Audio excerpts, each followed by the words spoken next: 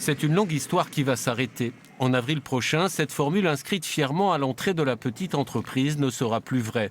Le biscuit de Montbozon ne sera plus fabriqué ici, mais à Besançon, à 25 km. Dans le village où les vieilles maisons bourgeoises côtoient les devantures d'Hécatie, l'émotion est grande. C'est un peu dommage parce que, de fait, c'est un petit peu de l'histoire de Montbozon qui est partie. Je pense que ça sera plus pareil. Ça sera plus pareil. L'idéal, c'est que ça reste ici. S'ils sont faits à Besançon, ça sera plus Montbozon. Ils s'appelleront toujours biscuits de En Bozon, j'espère. Mais ils seront plus faits ici. C'est dommage. Voilà plus de 200 ans que le moelleux biscuit était intimement lié à Montbozon.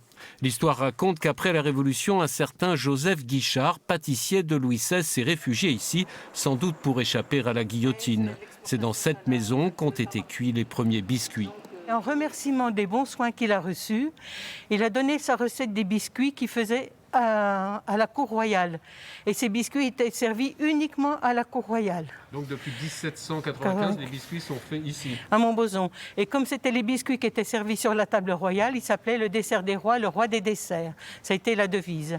Lorsque le bruit de cette délocalisation a circulé dans le village, le maire a pris rendez-vous avec le propriétaire de la biscuiterie qui lui a confirmé la nouvelle.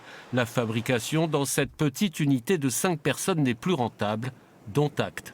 Monsieur Damy nous a promis un point de vente dans le centre de Montbozon lorsque son bâtiment sera vendu.